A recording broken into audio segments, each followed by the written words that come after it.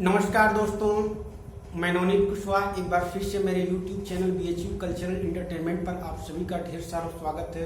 दोस्तों, आप सभी लोगों को 74वें स्वतंत्रता दिवस की ढेर सारी शुभकामनाएं।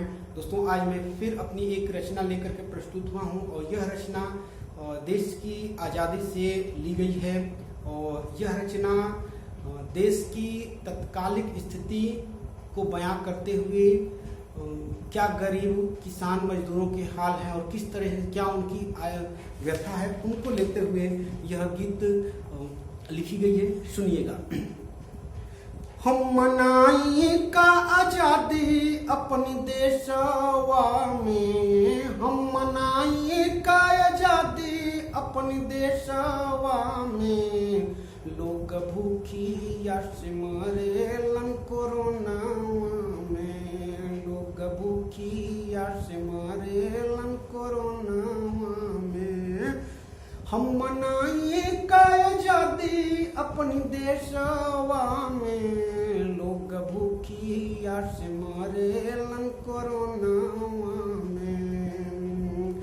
संक्रमण के रोग चलल बढ़ल अपन देश में, ना जाने कैसे मिली कब कौनी भेष में।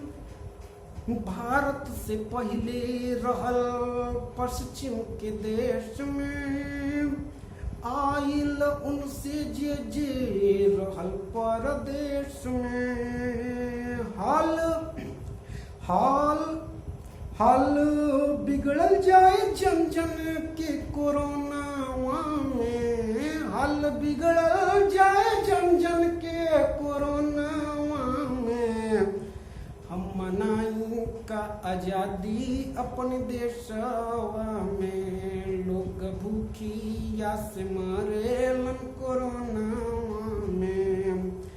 गैला परदेश कमाए गांव से शहर में, अइला घरे हाफत दौरत राती के भोर में।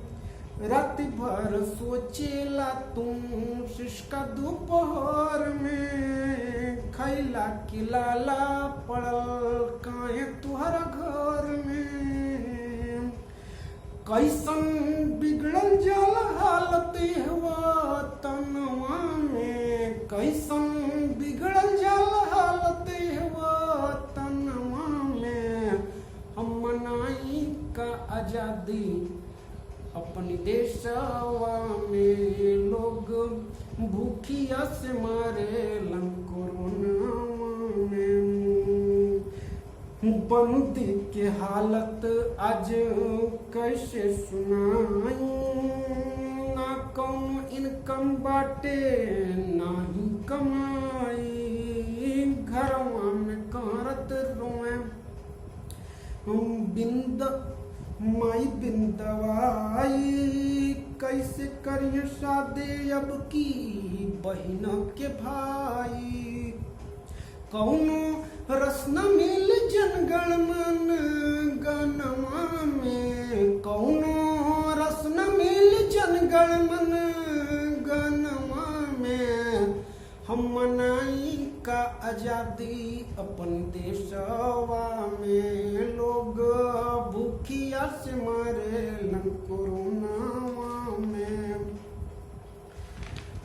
शिक्षा के हाल का कहीं सबसे बेहाल बा, बंद स्कूल कॉलेज परीक्षा के न चाल बा। नौकरी के सूद नइखे मंदी के कमाल बा, इलाहाबाद की लइकन में सुसाइड के ख्याल बा। नवनीत के कोचिंग बनबा,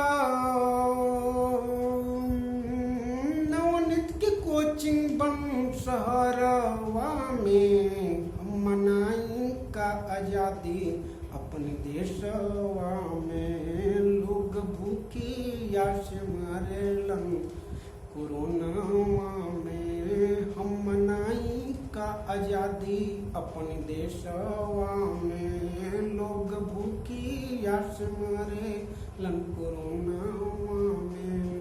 हम मनाई का आजादी अपने देशवा में, हम मनाई का आजादी भारत देशवा में। लोग भूखिया से मरे लन कोरोनावा में, लोग भूखिया से मरे लन कोरोनावा में। नमस्कार दोस्तों।